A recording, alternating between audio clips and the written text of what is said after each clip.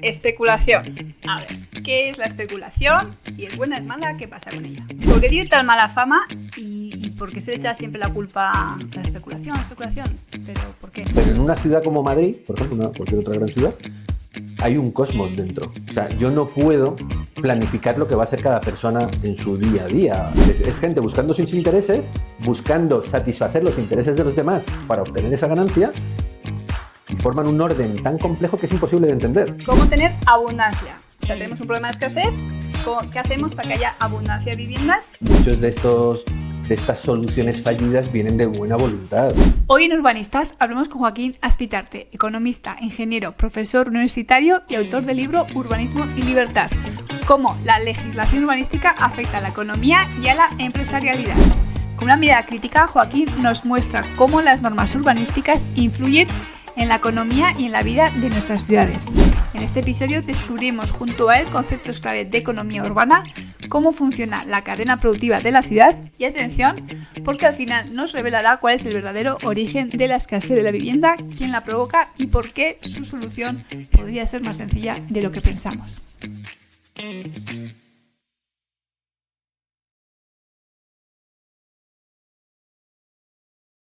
Hola Joaquín, gracias por venir a Urbanistas. Hola. ¿Cómo estás? Muchas gracias. Joaquín, antes de empezar a contarnos un poquito sobre tu libro, cuéntanos un poquito qué te llevó, cuál es un poco tu trayectoria y por qué escribiste el libro.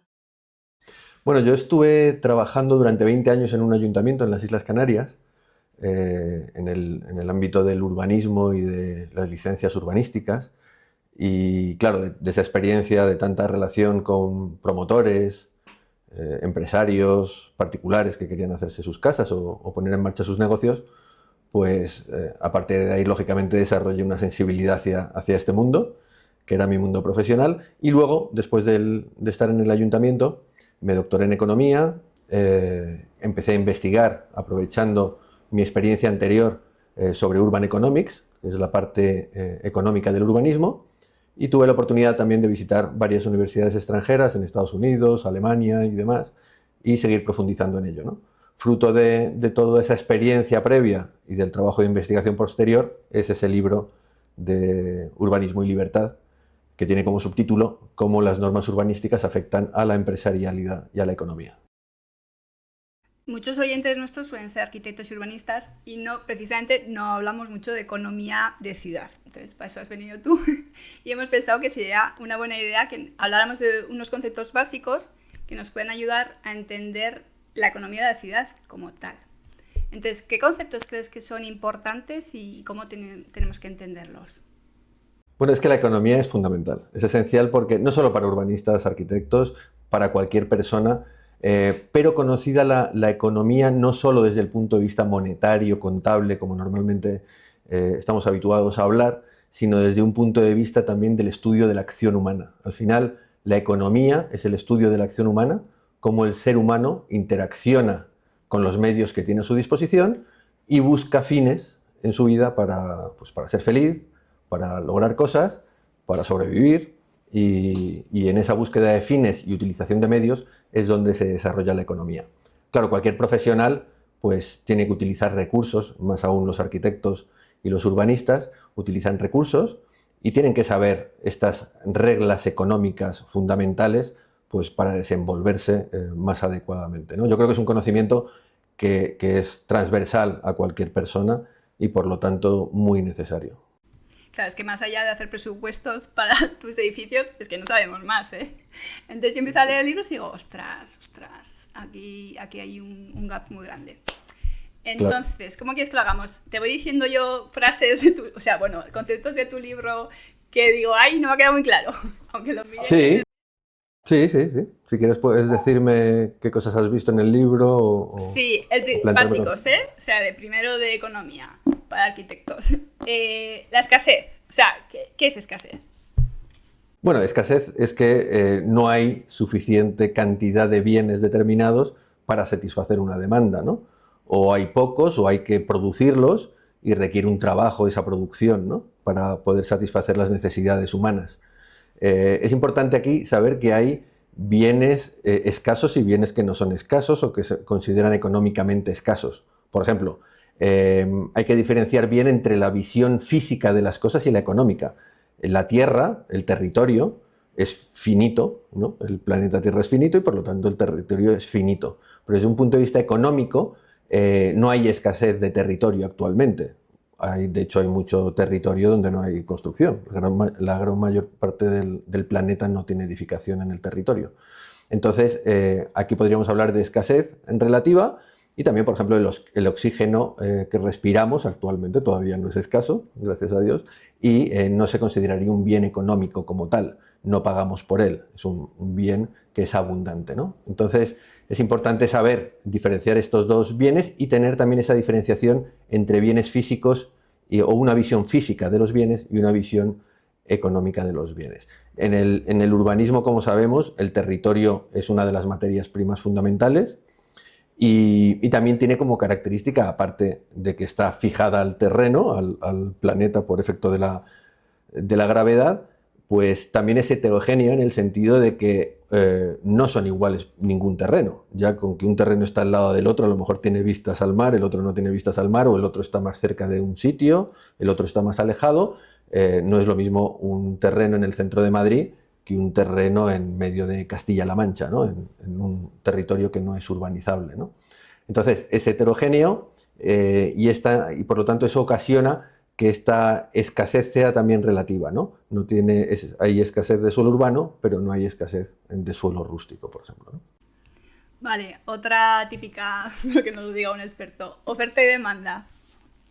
¿Cómo se define? Las personas tienen necesidades, intentan satisfacerlas y en un mercado demandan determinados bienes o servicios.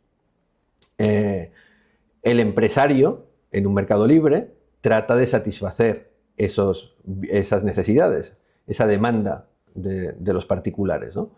Entonces, en ese intento de satisfacer se lleva una ganancia el empresario, que a veces es criticada de esa ganancia, pero es fundamental para que funcione el sistema, ¿no? Que el sistema es muy natural porque el sistema de mercado es un mercado que surge cuando dejas a las personas libres. Tú dejas a las personas libres y va a salir naturalmente este sistema de mercado, ¿no? Va a surgir. Y van a surgir demandantes y van a surgir oferentes. Problema actual, por ejemplo, por adelantar alguna cuestión que hay en las ciudades, que está bloqueada la materia prima suelo y entonces la persona que oferta no puede ofertar, no puede producir para satisfacer necesidades, ¿no? Tiene bloqueado un elemento que es clave para la producción. Entonces ahí se crea una disfuncionalidad en el sistema de mercado, ¿no? Pero siempre va a haber demandantes y oferentes, ¿no? Vale, luego vamos a ver por qué tenemos escasez de suelo si en teoría no debería haber. Vale, exacto. Pero antes, conceptos básicos. La formación de precios. ¿Esto cómo se hace? Aquí hay que tener varios elementos en cuenta. Yo cuando produzco algo, me va a suponer un coste esa producción, ¿no? Entonces ya tengo un primer elemento que me condiciona a la hora de tener un precio de venta, ¿no? Porque me va a funcionar como un suelo a partir del cual no debo bajar, porque si vendo por debajo de mi precio de coste, pues tengo pérdidas, ¿no? Y en condiciones normales no voy a hacer eso, solo en condiciones de alguna emergencia. Entonces el coste es uno de los primeros elementos clave. Pero el coste es importante decir que no condiciona, que no fija el precio de venta.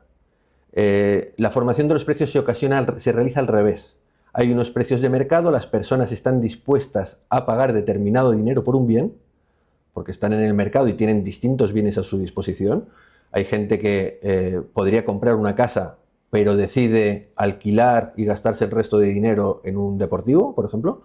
Tienes bienes sustitutivos, que son sustitutivos directos o no tan directos, y entonces puedo gastar mi dinero emplear mi dinero en distintos bienes. Estas personas que consumen son las que van a decir cuánto están dispuestas a pagar por determinados bienes, por ejemplo en el mercado inmobiliario por las viviendas, ¿no?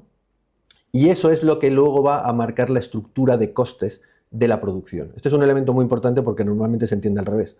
Hay un precio de mercado, la gente está dispuesta a pagar por un apartamento de 3 dormitorios 300.000 euros, y entonces como yo sé eso, si soy promotor, voy a tener que hacer mi cálculo de mediciones, presupuesto y demás, y mis beneficios, para entrar en esos precios de venta del mercado, para tener mis márgenes. No al revés. Yo no puedo ir y tener unos costes y de repente pongo el precio de venta que salga, porque me puedo pasar por encima del precio de mercado y entonces no voy a vender mi bien. Esta es una primera cuestión muy importante. Otra cuestión importantísima es que los precios van a oscilar, sobre todo a la baja, cuando haya competencia. Donde hay muchos márgenes de beneficio, es un lugar de atracción para empresarios. Al calor de esos márgenes van a decir, oye, pues yo quiero vender estos bienes porque me llevo estos márgenes. Y para llevarme una cuota de mercado, vale, pues en lugar de venderlo con todo ese margen, bajo un poquito el precio, me llevo un poquito menos de margen, ya bajo el precio, entonces me llevo más cuota de mercado. Y en esa lucha por llevarte cuotas de mercado, los precios van paulatinamente bajando. Hasta el punto que en un mercado libre la tendencia va a ser que los márgenes van a ajustarse casi al precio de coste. O sea, el precio se va a ajustar al precio de coste. Los márgenes se van a reducir en un mercado muy, muy competitivo. ¿Qué pasa? Si de repente no dejas que haya esa competitividad, no van a poder bajar los márgenes. Y soluciones que a veces se dan que oigo, políticas para intentar solucionar el problema del precio de la vivienda, reducir los costes. Si no hay competitividad, la reducción de costes lo que va a hacer es que el empresario se va a llevar más beneficio, más margen. Porque no hay pelea por bajar los precios, por bajar los márgenes de beneficio. Bajar los impuestos es una forma de bajar los costes, porque el impuesto al final es un coste en la producción, y entonces va a ocurrir lo mismo. Esa bajada de costes se lo va a llevar el promotor o el constructor y no va a repercutir en el comprador final. Que es mejor, bajo mi punto de vista, que se lo lleve el promotor y el constructor que se lo lleve el Estado. Pero no, si lo que quieres es bajar el precio, no lo vas a conseguir. Ya, pero desde el punto de vista de la que compra, para que a mí me salga más barato, sí, que tiene que haber más gente ofreciéndome viviendas, más exacto, empresarios. Tiene que haber más empresarios, tiene que haber más oferta para que en esa competencia, en esa competitividad por vender tu producto, ellos bajen Y los se precios. ajusten más a conseguir su Claro. objetivo, que es vender, y el mío comprar. Claro, porque el empresario va a tener dos formas de vender su producto, que es o bajas o compites en precio y vendes más barato que el de al lado, o ofreces un valor añadido que no tiene el de al lado. Ahí no compites en precio, pero por lo menos le ofreces algo más que está dispuesto a pagar el otro, ¿no? Que Tienes esas podría dos ser formas. viviendas de gama más alta o cosas así, ¿no? Que Viviendas de entran en el gama más mercado. alta, mejor diseñadas, más bonitas, más agradables, lo que quieras, pero que perciba el comprador un valor añadido que no tiene el otro. Pero a similitud de viviendas, lo que vas a tener que hacer es vender por debajo del de al lado, si son muy parecidas, si no tiene una ventaja competitiva destacable, ¿no? Y para eso tiene que haber distintos oferentes, ¿no? Si de repente hay una demanda enorme, pero hay 4 que ofrecen, no tienen que pelear por bajar los precios. Se van a vender sus productos aunque estén altos, ¿no? Y están muy cómodos también. Están muy cómodos, exacto. O sea, es como, es mi corralito, aquí no entra nadie y aquí... Exacto. Sí, eso es una especie de oligopolio, porque son pocos oferentes los que hay, y entonces el que marca, normalmente la tendencia cuando hay un oligopolio es que los precios sean más altos, que la calidad se vea resentida, precisamente por eso que decimos antes, porque tampoco hay que competir y no tienes que ofrecer calidades superiores, y al final el perjudicado es el consumidor final. Vale, otra. Función empresarial. ¿Qué es esto? Función empresarial es que es una condición innata del ser humano, en este actuar que tenemos los seres humanos, en esta búsqueda de fines y utilización de medios para alcanzar fines que buscamos, pues estamos actuando empresarialmente. Fundamentalmente lo que hacemos es... no siempre, la actuación empresarial no siempre es una actuación para un beneficio monetario. O sea, tú puedes actuar empresarialmente pues porque tienes una afición o cualquier cosa. Simplemente lo que hago es buscar un fin y para ello normalmente utilizo medios que me faciliten alcanzar ese fin. Y eso también, lógicamente, afecta al mundo económico, porque sí que me puedo volver un empresario como el que todos entendemos, en el que produzco bienes para satisfacer necesidades humanas. Normalmente el empresario lo que hace es detecta necesidades, por eso es tan importante, porque es como tener por todo el país diseminados muchas personas que lo que hacen es detectar necesidades humanas y satisfacerlas. Entonces es muy, muy efectivo y es muy importante, es esencial que estén ahí para ello, ¿no? Y otra consideración es que el empresario arriesga mucho cuando emprende. Tiene que poner dinero, pues, tiene que poner tiempo, tiene que arriesgar. Normalmente se suele decir que él invierte a precios conocidos, pero va a vender a precios desconocidos. Entonces, en ese meterte, digamos, en el futuro incierto, en esa incertidumbre, en esa niebla del futuro, se va a adentrar ahí dentro y nos va a traer a nosotros los productos, los que no somos empresarios, sin que nosotros tengamos que arriesgar. O sea, es como el explorador que se mete en la selva a conseguir algo arriesgándose y nos trae el producto y nosotros estamos a gusto. Claro, él se lleva una parte de la ganancia porque está arriesgando, está haciendo ese trabajo de búsqueda de esos bienes que nos van a mejorar la vida, ¿no? Y que también se puede arruinar. O sea, que en esa travesía de traer cosas la puede liar, o sea, se puede arruinar, que no le salga bien. Exacto. Totalmente, cualquiera que tenga la idea en algún momento de emprender algo se dará cuenta, ¿no? Que tiene que invertir un dinero pues, por ejemplo, en una oficina, en unos ordenadores, en unas materias primas para producir, etcétera. Y en el caso inmobiliario, pues aún más, ¿no? Porque tienes que invertir en hacer las infraestructuras, en comprar los suelos, en construir y demás. Tienes que hacer unos gastos muy, muy importantes. Y de repente, de repente viene una crisis, pues te llegas a la ruina porque has incurrido en gastos mayores que luego los precios de venta, como ocurrió en el año 2008, por ejemplo, con la crisis inmobiliaria, ¿no? ¿Qué pasaría si nadie emprende o si nadie es empresario? Nos quedamos sin cosas. Si nadie fuese empresario, tendríamos que nosotros buscarnos, tener nuestro huertito para, desde lo más básico, tener que producirlo para nosotros, ¿no? Sobrevivir. Si no tengo un frutero que cultive tomates y me los venda, tendré que hacerlo yo con mi huerto. Claro, eso es muy ineficiente porque no hay especialización. Otra parte buena de que haya empresarios es que se especializan. Otra es que hay división del trabajo y está ligada a la especialización, y eso es muy, muy eficiente. Si cada uno de nosotros, como en tiempos pasados, tuviese que tener su huerto, sus cabras y demás, y no hacerse su propia ropa, todas estas cosas serían de una ineficiencia increíble y viviríamos en la pobreza más absoluta, claro. En el mundo urbanístico sería, pues igual, materiales que aquí no se producen, imposible traerlos, si nadie los trae. Claro, sí. Eso, por ejemplo, las autarquías, ¿no? Los países que... O sea, no hay que llevarlo ni siquiera a la persona, al individuo, ¿no? Porque eso ya es el caso más extremo. Pero hay países que también han decidido en ciertos momentos vivir de su propia producción y tienen muchos problemas para ello, ¿no? Y más en estos tiempos modernos donde está tan tecnificado todo. Entonces, cuando vayas a intentar producir cualquier bien, te vas a dar cuenta enseguida que te hace falta algún elemento, por ejemplo, las baterías de litio, ¿no? Para producir un móvil. Pues necesitas una mina de litio, necesitas tecnología para extraer ese litio, necesitas la tecnología para hacer esas baterías eficientes, etcétera, ¿no? Y esto es aplicable también a los materiales de construcción, por supuesto, ¿no? Venga, otra que esta me costó un poquito. Cálculo económico. ¿Qué es esto? El cálculo económico es, a ver, en términos...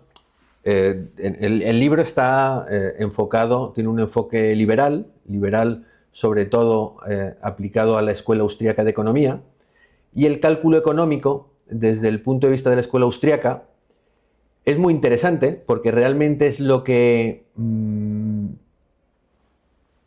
acabó dando un poco el golpe de gracia al comunismo, por lo menos desde el punto de vista teórico.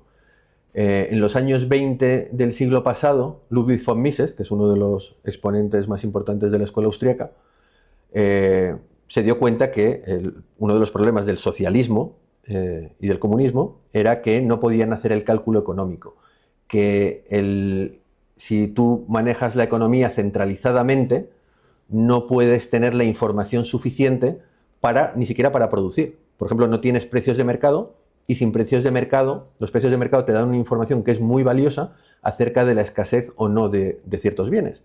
Y si tú quieres producir lavadoras, por ejemplo, si tú sabes que el aluminio es muy, muy caro, no vas a producir con aluminio o con oro.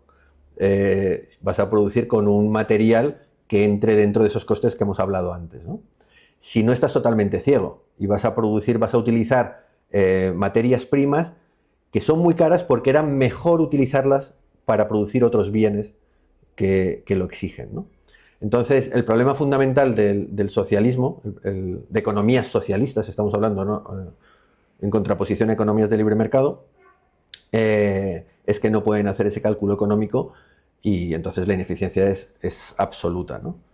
Si te vas al extremo de sociedades comunistas, por ejemplo, en la China de Mao, en los años 60, en la gran hambruna, allí quisieron hacer un cambio industrial, de economía agraria a economía industrial, y tuvieron como idea, como la materia que en esa época más se necesitaba era el acero. Estaba Inglaterra en plena efervescencia industrial, pues empezaron a producir, a poner hornos de acero en las casas de los antiguos agricultores. Claro, eso fue un desastre absoluto porque no puedes hacer cálculos de materias primas, no puedes vender, pues llegas a un punto extremo en el que incluso hay hambrunas y mueren, como ocurrió en esa época, entre 15 y 50 millones de personas por falta de comida, porque una persona centralizada está diciéndole a la gente lo que tiene que hacer, ¿no? Y esa persona centralizada no sabe realmente lo que cuestan las cosas, el esfuerzo que requiere, lo que necesita la gente y demás. Todo eso engloba el cálculo económico. Vale, para traerlo un poco al mundo de la construcción y el urbanismo sería, no sé, pues mira, voy a hacer una casa con estos materiales, pero como no sé cuánto vale, pues presupuesto, ay. Y luego vas a la realidad y no llegas, te has gastado el presupuesto mucho antes. Sí, pero te pongo otro ejemplo más fácil de ver quizá. El propio de la falta de suelo. El Estado no es capaz de darse cuenta de que hace falta ese suelo y de ponerlo en marcha. Si estuviese liberalizado, los promotores enseguida estarían construyendo y vendiendo. O si tú te vas a un ayuntamiento. Si el ayuntamiento fuese privado, tendrías trípticos que te explicasen cómo hacer un plan parcial y te lo venderían para que tú hicieses ese plan parcial, te darían facilidades, miradlo de esta forma. Tú te vas al ayuntamiento ahora y te mandan al boletín. Te dicen, mira en el boletín esto y búscate la vida. Y a ver cómo lo haces, ¿no? Entonces, no tienes ni ese incentivo, ni tienes esos precios que te permitan a su vez tener ese incentivo, ¿no? Hasta el punto de que también, por ejemplo, yo puedo tener un hotel, una licencia de un hotel en un ayuntamiento, el hotel por cada mes que no está funcionando puede tener un lucro cesante, no sabría los números, pero vamos a poner de 10.000 euros, vamos a poner, por decir una cifra baja, por cada mes que está ahí. Al ayuntamiento, al promotor del hotel no le compensaría pagarle 10.000 euros al ayuntamiento para que ponga un técnico ese mes y le informe su licencia. Sí, le saldría bien al técnico, le saldría bien al ayuntamiento, le saldría bien al hotel. Todos saldrían ganando y le saldría bien a los turistas que van a ocupar el hotel. Entonces, pero el ayuntamiento no puede hacer el cálculo económico, no está en el mundo del mercado y de los precios. Y entonces se escapa. ¿Qué ocurre ahí? Que encima hay una tendencia a que ese cálculo económico se vaya por el lado de la corrupción. Como necesita la licencia el hotel, pues tiene la tentación incluso de corromper a técnicos y políticos, ¿no? O una muy típica es que sacan a concurso o lo que sea un proyecto y no se presenta ningún promotor, porque a ellos no les salen los números. Entonces ahí tenemos un problema de cálculo económico. Otro ejemplo, exacto. Nadie se presenta porque no les sale rentable, entonces nos quedamos como, ¿y ahora qué? Exacto. O unidades de actuación, planes parciales, que no están bien diseñados en cuanto al aprovechamiento que se ofrece con los costes que supone los costes de urbanización y demás, ¿no? Luego entramos en los planes urbanísticos. Exacto. Vale, otra palabrita, externalidades. ¿Qué es eso? Pues externalidad es algo, digamos, un efecto de cualquier bien o servicio hacia el exterior, que en principio no está previsto y que es muy difícil de canalizar desde el punto de vista económico, ¿no? Hay externalidades positivas y externalidades negativas. Un parque delante de tu casa, pues en principio es una externalidad positiva porque estás viendo el parque desde tu casa, ¿no? Una fábrica al lado de un hospital, pues es una externalidad negativa y está perjudicando mucho al hospital, ¿no? Por los humos y demás, ¿no? y la insalubridad, ¿no? que produce. Entonces, estas son las externalidades normalmente se dan en los sitios de frontera, ¿no? De frontera de propiedad, y ahí siempre son sitios críticos, ¿no? Con el vecino es un sitio crítico, entre países son sitios críticos, los sitios de frontera son sitios críticos, y hay externalidades que son más fáciles de canalizar y otras que son más difíciles, como los ruidos, como los contaminantes y demás, ¿no? Vale, llevándolo a mi terreno sería como no hagas bien la red de calles, luego tienes como una secuencia de problemas que no has calculado, o sea, no sé... Calles, pasan dices tú. cosas. Sí, yo voy mucho por las calles. O sea, una red de calles o si sobredimensionas la calle, pues te va a traer costos que no pensabas o lo que sea. Bueno, la calle mal diseñada no sería tanto externalidad, sino que no me está prestando el servicio que yo necesito. Ya. La externalidad de la calle sería que si los coches pasan por ahí, generan un ruido hacia los vecinos. Sí, ¿no? o bueno, que si la red no está bien, más o menos, si no está funcionando, pues a mí me cuesta más tiempo llegar a los sitios, ¿sabes? Sí, O no me pero encuentro eso con la gente, o... No, sí, pero eso ya no sería tanto una externalidad, o yo no lo entiendo tanto así, sino que no me está prestando el servicio necesario esa calle y me está produciendo ahí un cuello de botella en mi trabajo, en lo que yo haga, ¿no? Vale. Otro término que está de moda, especulación. A ver, ¿qué es la especulación? ¿Y es buena, es mala? ¿Qué pasa con ella? Sí, la especulación es otro concepto, bajo mi punto de vista, mal analizado y mal entendido. La especulación es muy buena, es muy positiva, porque la especulación primero la realizamos todos. Nosotros cuando estamos comprando en un supermercado y elegimos una lata de atún en un sitio y en otro, estamos ya especulando, estamos buscando qué es lo que más nos beneficia. Cuando vendemos nuestra casa, la vendemos al mayor precio, y la bicicleta de segunda mano y todo, ¿no? Siempre especulamos, buscamos a mejor precio y compramos a mejor precio y vendemos a precios más caros, ¿no? Es una cosa natural del ser humano buscar esa ganancia. O sea, quiero decir que lo hace el librero compra a un precio y lo vende más caro, ya está. Lo hace todo el mundo. O el pan.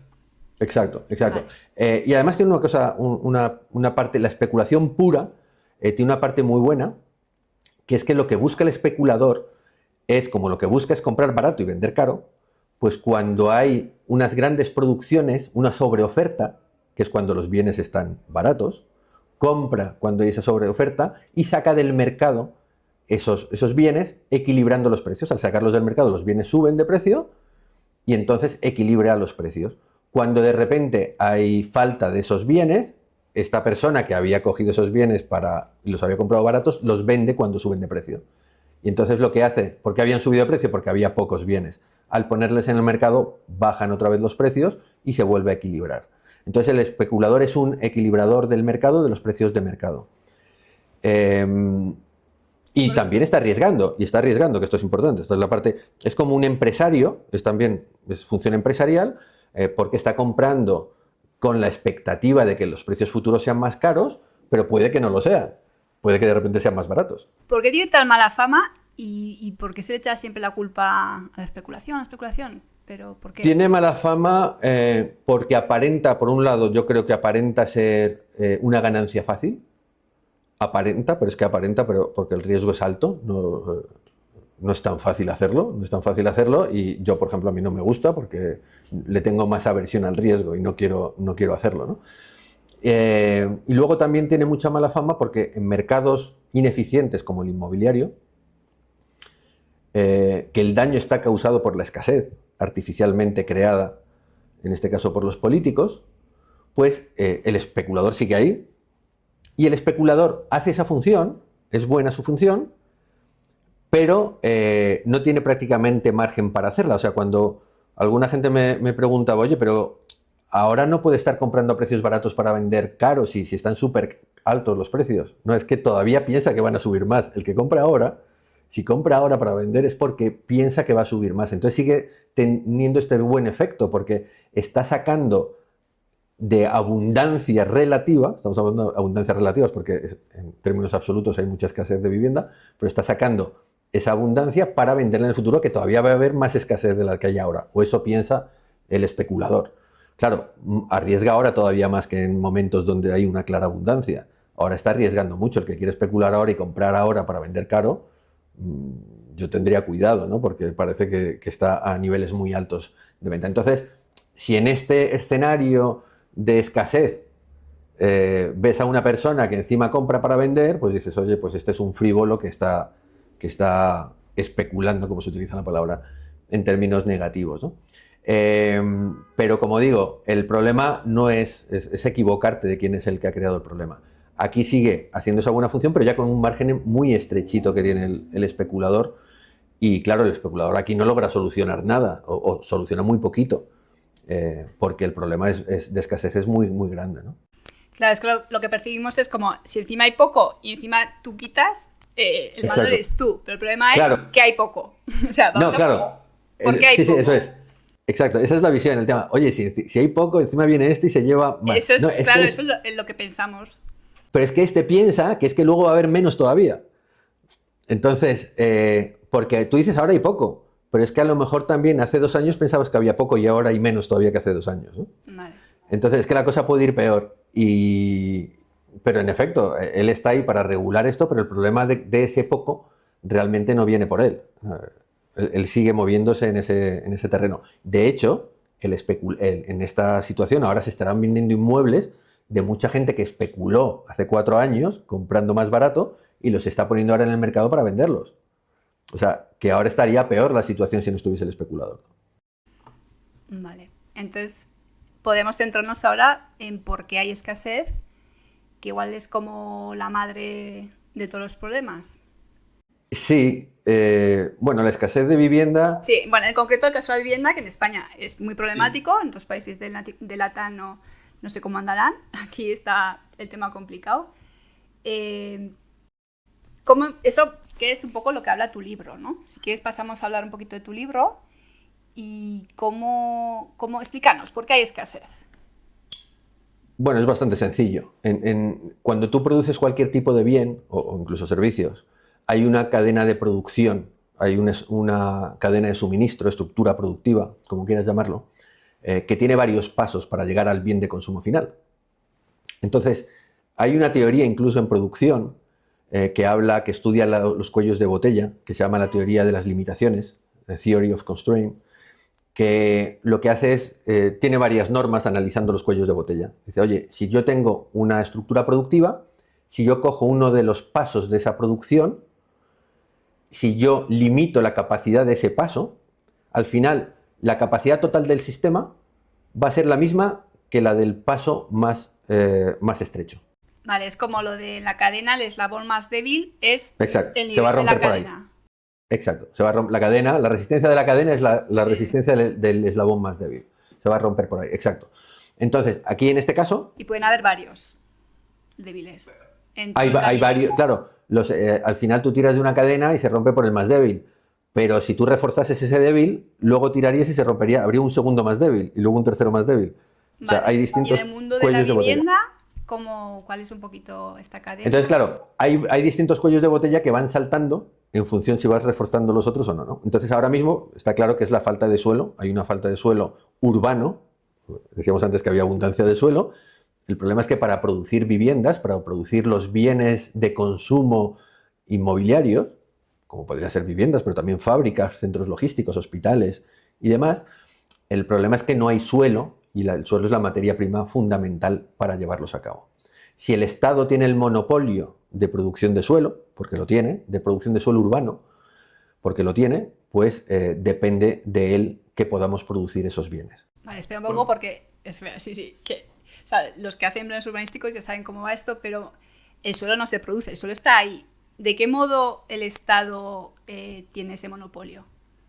Claro, el Estado tiene que decir, porque para el suelo de forma física está ahí, pero tiene que tener una calificación jurídica de urbano.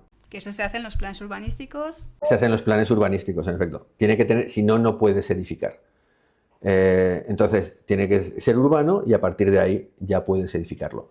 Por eso ese paso de producción, entre comillas, porque a lo mejor pensamos en producción como fabricación de algo, de producción, que es poner en el boletín la aprobación de ese plan general que contempla ese suelo. Pero ese que paso es tal cual coger el mapa y decir, por aquí, esto sí, exacto, esto no. Es que es eso, exacto, no es más. En este suelo, la aquí gente no esta se bolsa. Crea... Exacto. Esta bolsa de suelo es suelo residencial y aquí ya puedo edificar, ¿no? Entonces, ese paso en la cadena productiva que que está monopolizado por el Estado y él tiene que decidir hacer eso. Si no lo hace, pues no tenemos el bien final. O tenemos muchos menos bienes finales. Ese cuello es el que me va a condicionar el output final, que son el número de inmuebles que voy a tener o viviendas que voy a tener, ¿no? Y aquí esto viene conectado con lo que habíamos visto antes del cálculo económico. El Estado se entera poco de estas cosas, porque la situación es absolutamente dramática. O sea, que en una sociedad desarrollada tenga que haber gente compartiendo casas, apartamentos, durmiendo la mujer con sus hijos en la misma habitación, es una cosa absolutamente increíble. Y más teniendo la materia prima anterior a la producción esta jurídica del suelo urbano, o sea, el suelo natural, teniendo tanta abundancia como tenemos en España. Que en España no tenemos petróleo, pero tenemos muchísimo suelo. Y es como si tuviésemos petróleo, pero nosotros a nosotros mismos nos lo limitásemos, ¿no? Pero es que luego además no es solo que te delimite físicamente el metro cuadrado, es que luego podemos echar para arriba. O sea, el suelo, si queremos echar metros cuadrados, empiezas a hacer torres y ahí tienes metros. Pero tampoco. Exacto. Sí, bueno, antes de llegar a ese punto, que es muy interesante. Empezamos por la clasificación. Cuando seguimos en el suelo, es que, fíjate que estas cadenas, si tú tienes la visión de cadena de suministro, de decir, oye, para fabricar una lavadora necesito la fábrica, que necesita un suelo también. Entonces, es que no solo es la vivienda, es que la lavadora que quiero fabricar se tiene que hacer en un lugar. Entonces, si yo no tengo suelo urbano con uso industrial, yo no voy a tener industrias. Y eso, tú te metes en Google, pones suelo industrial España y vas a ver cantidad de noticias, falta de suelo industrial en tal sitio, falta de suelo industrial en tal sitio. Y, digamos, esa carencia no se percibe fácilmente. Y se percibe todavía menos por el Estado. Ese cálculo económico no lo puede hacer, es muy, muy ineficiente para hacerlo. Entonces, porque el empresario llega, un empresario para poner una fábrica de lavadoras, ve que en el pueblo no hay suelo industrial y se va a otro sitio. Los del pueblo ni se han enterado de que iba una persona y simplemente llegó alguien al ayuntamiento, como cuando yo estaba, y me decía, oye, ¿hay suelo industrial aquí para hacer tal? No, aquí no tenemos. Ah, vale, hasta luego. Y nadie se da cuenta, oye, aquí se puede producir algo. No tenemos suelo industrial. Entonces, esto afecta a cualquier bien y servicio que vayas a producir. O sea, que eso es muy... a nivel industrial, que ya es como empresarios muy top. Pero la típica que quiere montarse una tienda, si no tiene locales, estamos igual. O si son caros igual porque hay pocos, es como, pues que no me salen los números. Como si me quiero montar una tienda de ropa, no hay locales. ¿Y ahora qué? Exacto. Entonces, el suelo la calificación del suelo en la cadena de suministro impacta luego a muchos productos, no solo urbanos, sino también bienes y servicios que se producen en el suelo urbano, ¿no? Que necesitan un suelo urbano para producirse, ¿no? Entonces, es de una gravedad enorme y por eso hay que solucionarlo. ¿Qué pasa? Si tú solucionas ese cuello de botella, ese eslabón débil, lo refuerzas, y dices, ostras, vamos a poner aquí muchísimo suelo urbano, de repente te vas a dar cuenta que va a saltar otro cuello de botella. ¿Cuál es el siguiente eslabón flojillo? El siguiente eslabón, que no hay albañiles, no hay trabajadores de la construcción suficientes porque con la crisis se fueron a otro sector y ahora no hay, por ejemplo, ¿no? Pero o es empresas. Igual poco a poco, cuando empieza a arrancar, también hará un efecto llamada, imagino. ¿O no? Sí, pero lleva su tiempo. Sí, Eso lleva su tiempo adaptarse y años, ¿no? Ya es lento el sistema productivo, ya es muy lento de una ciudad en general. Pues imagínate si tienes que formar a gente o venir gente de otros países, ¿no? Es lento. Pero en cuanto soluciones ese otro cuello de botella de los trabajadores, te va a saltar que no tenemos capacidad eléctrica para dar servicio a tanta vivienda y que hay que reforzar las centrales eléctricas. Vale. O cualquier otro. Van a surgir otros más. O, por ejemplo, la burocracia que hay, que los ayuntamientos no dan abasto con las licencias. O van a saltar distintos. ¿Cuál es la parte positiva de los cuellos de botella en el urbanismo? Que cuando tú tienes un cuello de botella en una fábrica, normalmente para reforzarlo tienes que gastarte bastante dinero. Tienes que poner una máquina que tenga mayor capacidad o poner más trabajadores para poder ese punto débil, reforzarlo y tener más producción. Aquí normalmente es quitar cosas que estorban en el urbanismo, ¿no?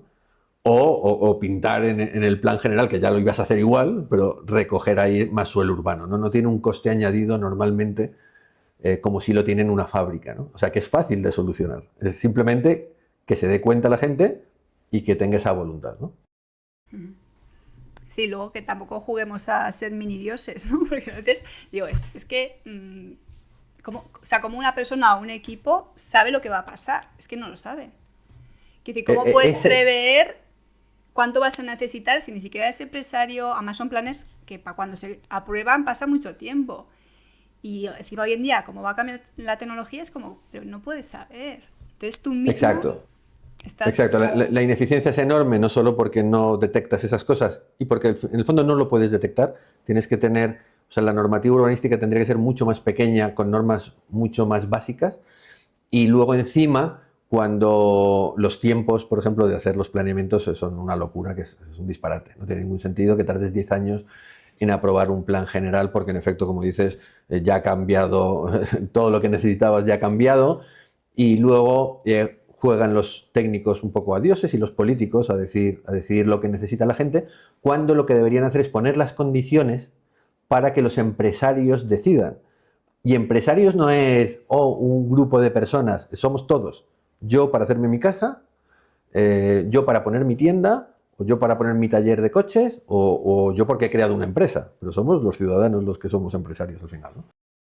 Sí, es que otro día saltó una noticia que era como, ¡guau, qué triste! No sé si era una pareja que no tenía casa, no sé qué, y se había cogido una autocaravana, no sé dónde, y se habían ido a vivir a no sé dónde. Y los echaron o los metieron, no en la cárcel, pero una multa, no sé qué. Es como, que no tenemos dónde vivir.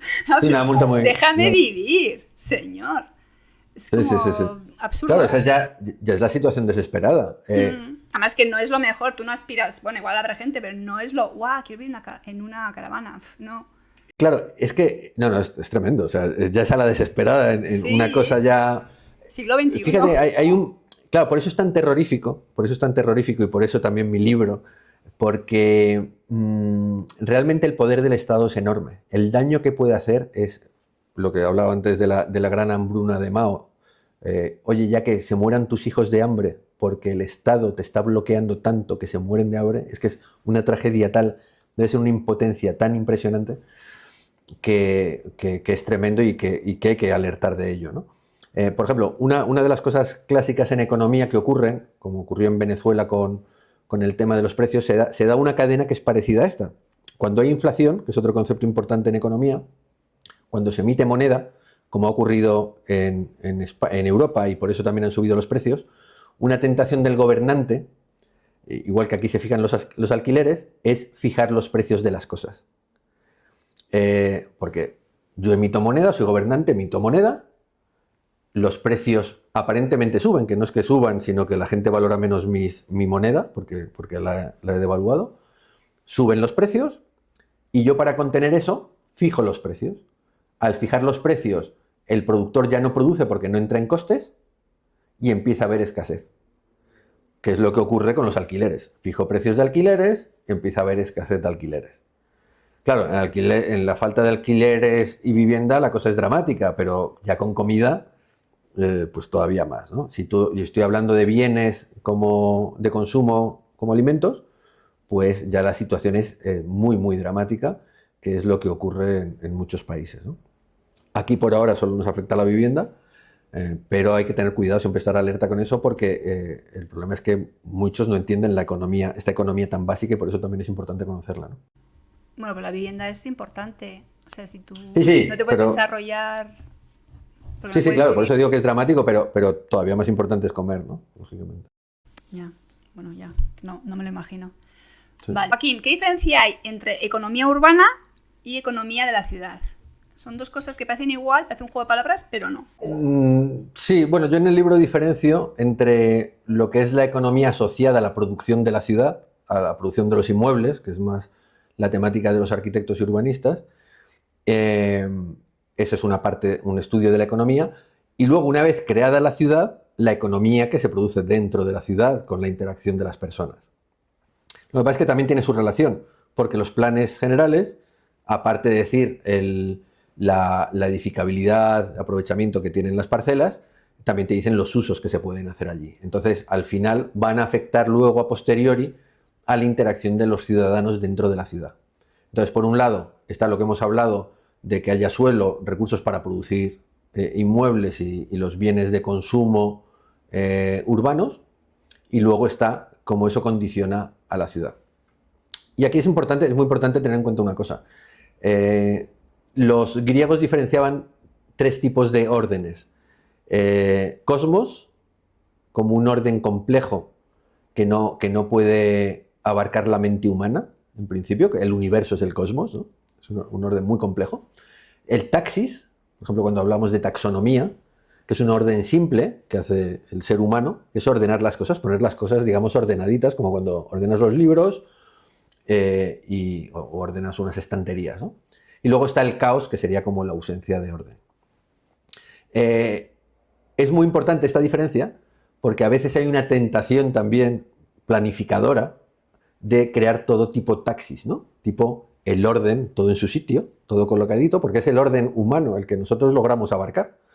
Pero en una ciudad como Madrid, por ejemplo, cualquier otra gran ciudad, hay un cosmos dentro. O sea, yo no puedo planificar lo que va a hacer cada persona en su día a día.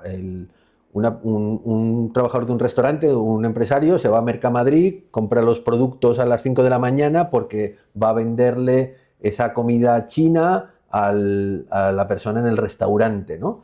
Y hay una variedad de comida en los supermercados enormes, en los restaurantes, y todo eso es absolutamente mágico, ¿no? Toda esa complejidad que se produce. Es que pasan muchas cosas todo el rato y cada uno busca sus intereses. O sea, no... Exacto, es gente buscando sus intereses, buscando satisfacer los intereses de los demás para obtener esa ganancia, y forman un orden tan complejo que es imposible de entender. O sea, es de tal complejidad que sería imposible de entender, y menos aún de abarcar y de planificar, ¿no? Porque si lo hicieses volveríamos a una hambruna, como comentábamos antes, ¿no?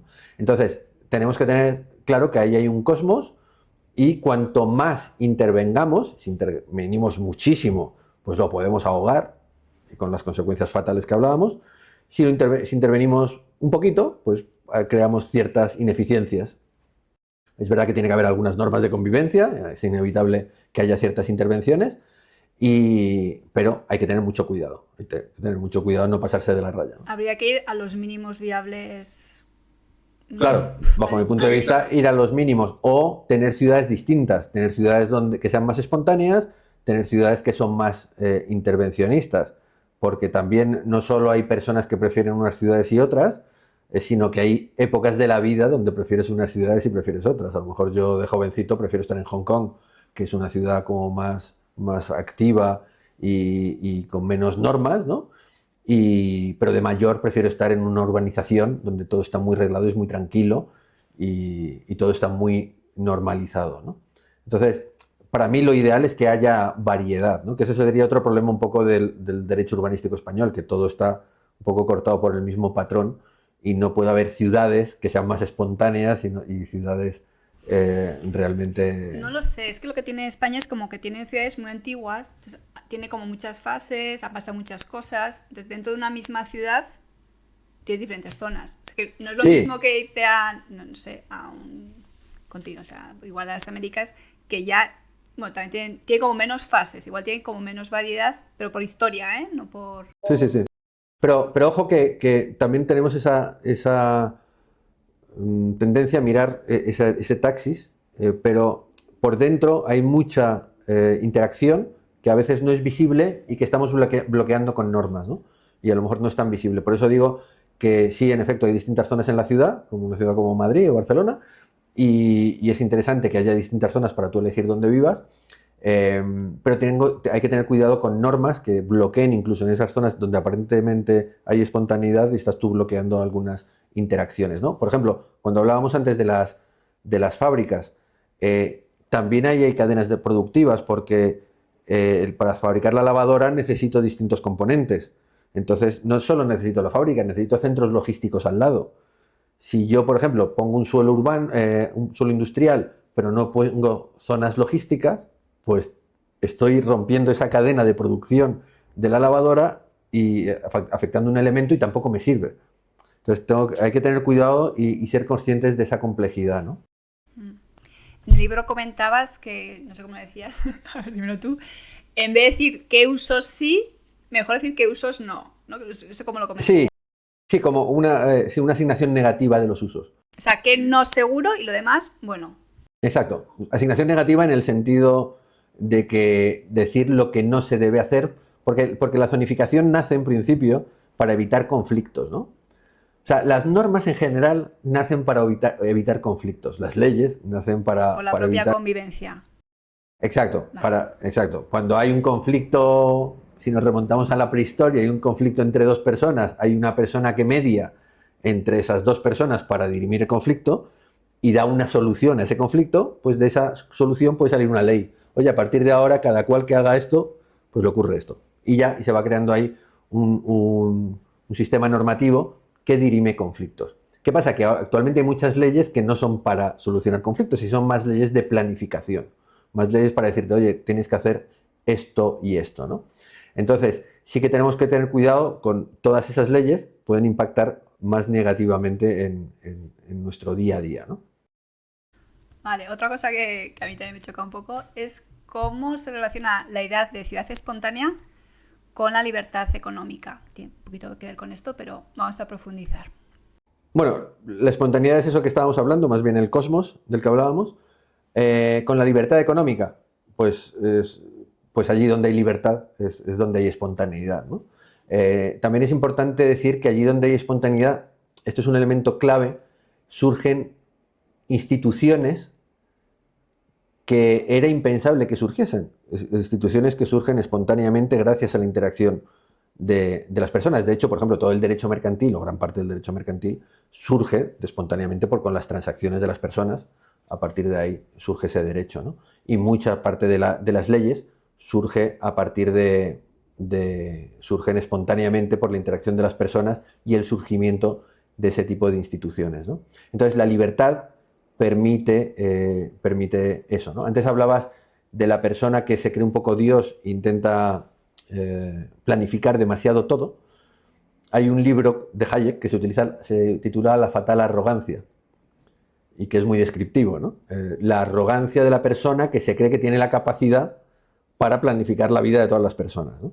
Ese es uno de los mayores peligros que hay y pues hay que contenerse un poco porque cuando estás en un cargo de estos donde tienes el poder de planificar, tienes que decir, ojo, que yo sé que aquí puedo decir que aquí haya un hotel 4 estrellas porque a mí me parece que es maravilloso que haya un hotel 4 estrellas, pero oye, que a lo mejor yo no tengo la razón y tengo que dejar aquí un abanico de opciones para que los empresarios decidan qué es lo mejor que se puede hacer allí, ¿no?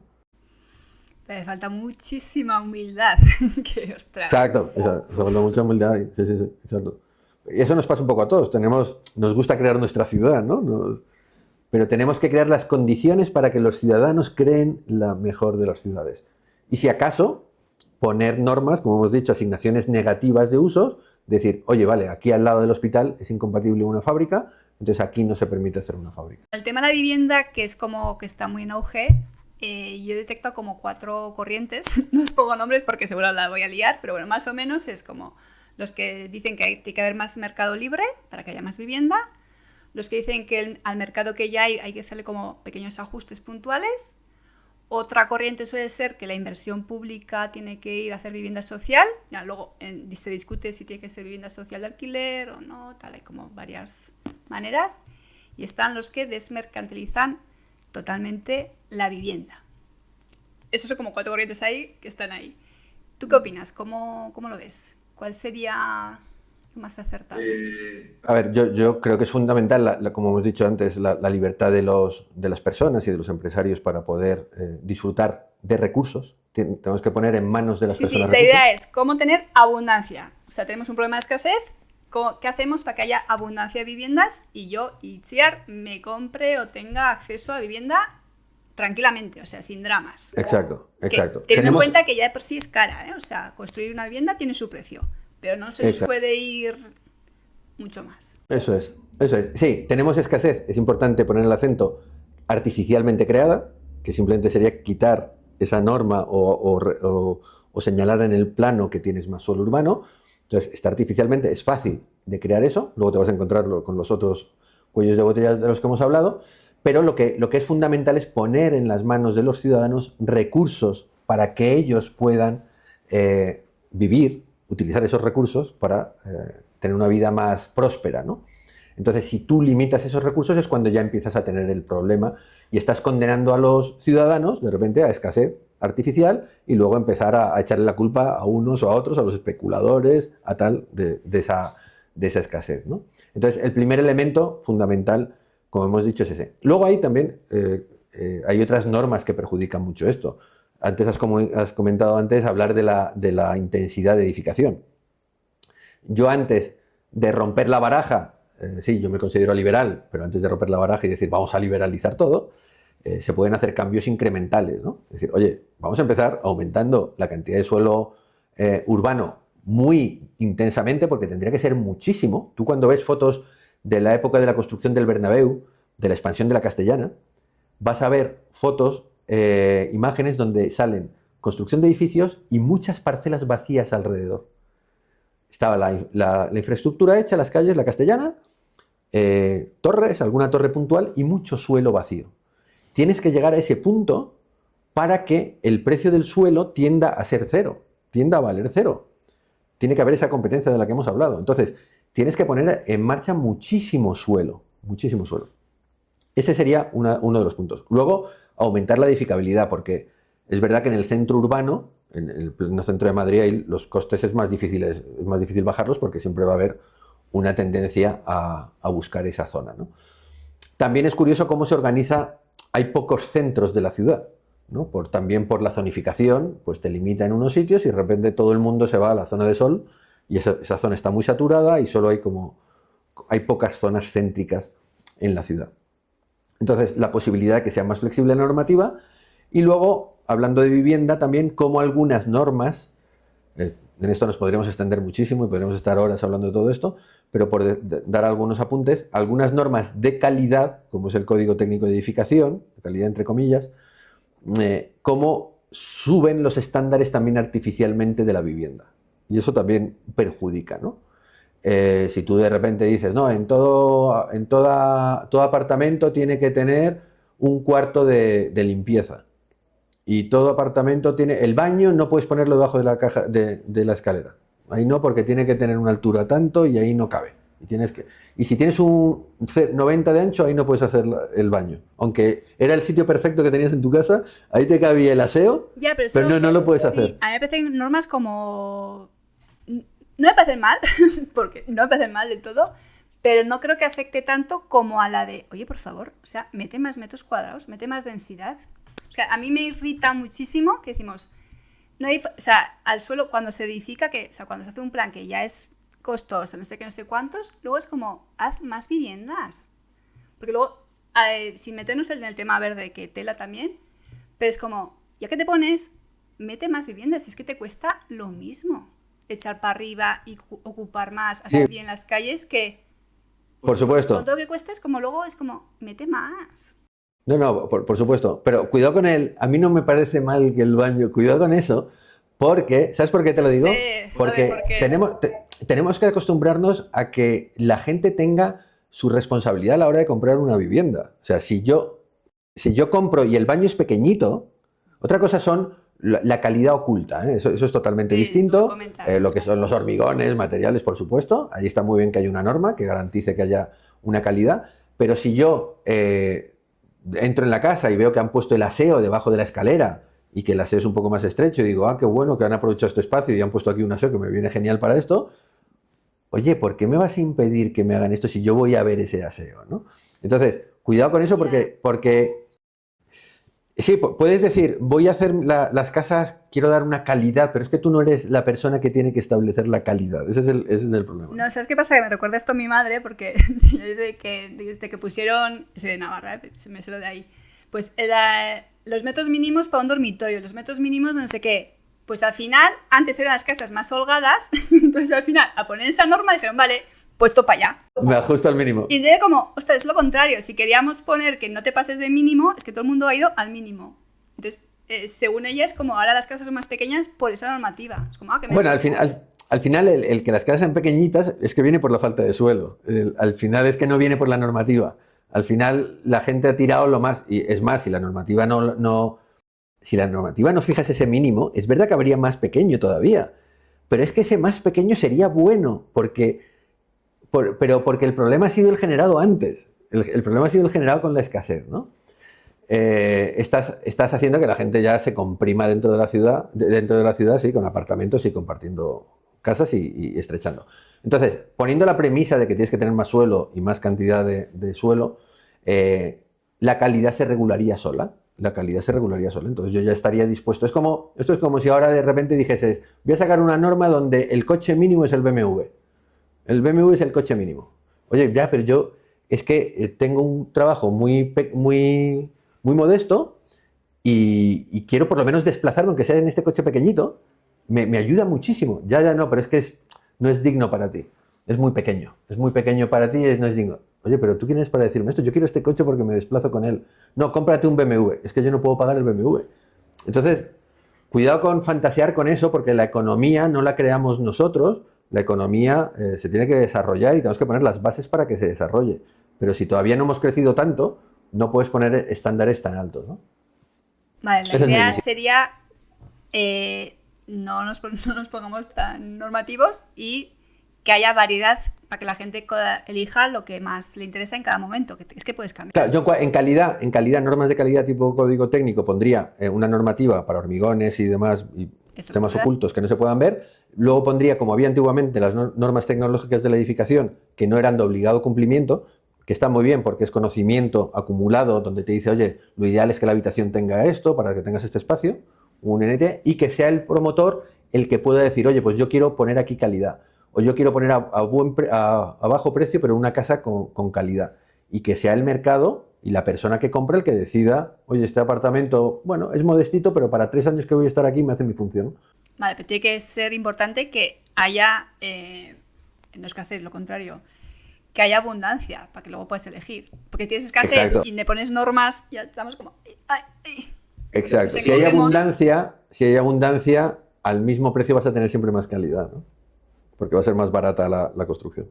Con el tema de la vivienda se está escuchando mucho de las 4 opciones que he comentado, la de la inversión pública, o sea, que sean los ayuntamientos los que se pongan a promover y luego que hagan alquiler social o no alquiler, que pasen a propiedad y tal y cual. ¿Cómo lo ves esta opción? ¿Es solución, en tu opinión, para empezar? ¿Lo soluciona el problema o lo agrava? Digamos que el Estado ha creado el problema con la escasez y lo que te propone es otra solución que crea más problemas todavía. O sea, él, en lugar de solventar la otra solución, que es más fácil, que es generar más suelo, y que sea el mercado el que ofrezca distintas variedades de vivienda, distintos productos inmobiliarios, y tú puedas elegir la casa que más te gusta, lo que te obliga de repente es aceptar lo que ellos te dan. Entonces, ¿pero ellos son conscientes de que ellos son el problema? Porque yo cuando los escucho digo, jolín, parece que me van a salvar la vida. Pero claro, se me cuesta. Exacto, es que te crean el problema y encima parece que te... Pero son conscientes.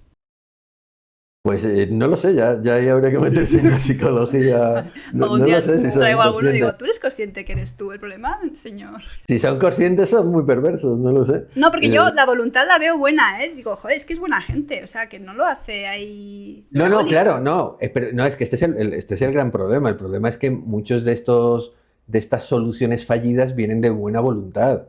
Vienen de preservar el medio ambiente, vienen de... pero para mí es una idea equivocada porque lo fundamental es que los ciudadanos vivan cómodos. No creo que el medio ambiente dependa de limitar el suelo urbano tan drásticamente como se hace, pero sí que viene, por supuesto, viene en una caja de regalo con muy buenas intenciones, ¿no? Entonces, pero ¿cuál es la realidad? La realidad es que han creado escasez y ahora, una vez creada la escasez, te ofrecen ellos mismos la solución, como decías, y es una solución que a mí no me vale comparada con la de la libertad, porque a mí me estás vendiendo unos productos que va a crear el Estado, que ya me estoy metiendo ya en un sistema medio comunista, en el que ellos están produciendo, y yo me tengo que quedar con la casa que me dicen ellos. Y yo no voy a tener una oferta con todas las consecuencias que tiene ello, ¿eh? Porque cuando no tienes competencia también, antes hemos hablado de precios, pero la competencia, aparte de bajar los precios, hemos dicho que una forma también de vender tus productos es crear más valor, crear un valor añadido. Entonces, y ahí está incluida la innovación. Innovación en la construcción, innovación en soluciones, creatividad arquitectónica por parte de los arquitectos, diseños más maravillosos, y todo eso se ¿Has muere. visto ahora lo de las casas Zebra? Claro. Se están haciendo todas iguales porque es como, no sé si es que vamos muy ajustaditos, que al final es como, esto es lo que me da. Claro, pero la solución esta de la vivienda de protección es la peor de las soluciones. Es condenarte a lo que ellos te ofrecen sin que haya esa innovación, sin que haya esas posibilidades y demás, ¿no? A mí a veces lo que me da miedo es como que juegan a ser promotores, bueno, promueven, o sea, es la vivienda pública, son empresas públicas, pues como juegas pero con trampa, porque un promotor privado toma decisiones según el dinero que le está controlando, o sea, que el que tiene, que los inversores, no sé qué, y asume, cuando la lía y tiene pérdidas, las asume él. Pero cuando está en el sistema público es como, estás jugando pero con trampa, porque si la lías, tú no estás asumiendo, o sea, no aprendes, no digo en el sentido de, ay, qué malo eres, sino, no estás aprendiendo la lección de tus actos, ¿sabes? Porque no estás viendo las consecuencias. Exacto. Sí, esa otra de las derivadas de lo público es que no quiebra nunca. Entonces, como no no hay... aprenden, sí. Claro, como Siempre no te puede sale bien la quebrar... jugada, pero porque no estás viendo las consecuencias, no te las comes tú. Exacto. Una empresa privada, una promotora que funcione mal quebrará y desaparecerá y seguirá. O aprenderá, el que está ahí aprende. O aprenderá, en efecto. Pero aquí no. Pero más allá de eso, es que te mete en un camino muy perverso, en un camino que es el camino hacia la pobreza más absoluta. Yo no quiero ese camino, yo quiero el camino absolutamente contrario. Y sobre todo cuando hay abundancia de suelo. ¿Qué me estás haciendo? ¿Me estás limitando el suelo para luego decirme, oye, como no hay suelo y sube la vivienda, que tú has creado ese problema, ahora te doy esto, que son viviendas públicas que creo yo, sin poder elegir diseño, sin que... No, me estás metiendo en un mundo que no es el mundo de la libertad que quiero yo, por supuesto, ¿no? Yo ese mundo lo rechazo de plano. Vale, y dentro de esa opción de que es los ayuntamientos, las empresas públicas las que hacen las viviendas, están como diferentes, se ramifican entre ellos y están los que hacen alquiler, o sea, una vez que hacen la vivienda, alquiler, nunca van a ser de propiedad privada, y otros que dicen que sí, que al tiempo pues será del propietario. ¿Eso cómo lo ves? Ahí ya estamos metidos en un... A mí es un mundo ya que no... que ya te digo, yo niego ahí la mayor de esa solución.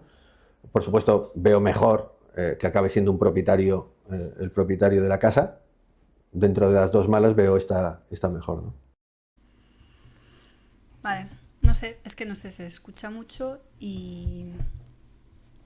No sé. O sea, no terminan de solucionar el problema. Entonces, como, a ver, el otro día escuchaba en un podcast, si las intenciones son geniales, entendemos que todos somos buenas personas y todos queremos lo mejor, pero las buenas ideas se miden en base a los resultados. Entonces, si el resultado es bueno, seguramente la idea sea buena, y si no, pues hay cosas que no estás controlando que no... Sí, pero hay cosas que ya conocemos del pasado, ¿no? Que no han funcionado, no hace falta probarlas otra vez. Pero hay que saberlas. ¿Qué? Que hay que saber esas cosas, si no... Exacto. Vamos terminando, pero antes de irnos quiero saber tu opinión sobre cómo ves qué va a pasar con las ciudades, con la economía de ciudad, con la vivienda, de aquí a 20 años. ¿Vamos para mejor, vamos para peor? Bueno, como yo soy de naturaleza optimista, pues diré que vamos, a pesar de que la tendencia por ahora no está siendo muy buena, yo espero que se imponga la cordura y al final pues los recursos se pongan sobre la mesa y las ciudades vayan creciendo y haya más disponibilidad y todos prosperemos más y vivamos mejor, ¿no? En ese sentido espero que se imponga lo que yo considero que es más racional, ¿no? ¿Y qué mensaje te gustaría para ayudar a esto que dar? Hombre, el mensaje sería fundamentalmente el intentar concienciar, ¿no?, de la importancia que es poner los recursos encima de la mesa, porque estamos hablando de casos reales, de situaciones reales de personas que sufren por esto y innecesariamente, que es lo peor de todo, ¿no? Innecesariamente porque el suelo está ahí, ¿no? Entonces acaba siendo muy dramático y que la gente pues vea esa solución. Que se intente quitar, porque al fin sé que hay mucho prejuicio con el mundo del mercado, con el mundo del empresario y demás, y creo que es importante ser conscientes de que la naturaleza humana es así, de que es lo que ha traído prosperidad a los países en este siglo XX y en Occidente y en todo el mundo, ¿no? Lo que ha hecho que las ciudades prosperen más y se reduzca la pobreza ha sido las maravillas del mercado, ¿no? Y que la gente pues ahonde un poco en el conocimiento de esto con una mirada en la medida de lo posible objetiva y esperemos que puedan ver lo maravilloso que es esto, que sería esto para el urbanismo, ¿no? Muy bien, pues muchas gracias y nos vemos Muy bien, otra vez. muchas gracias a ti.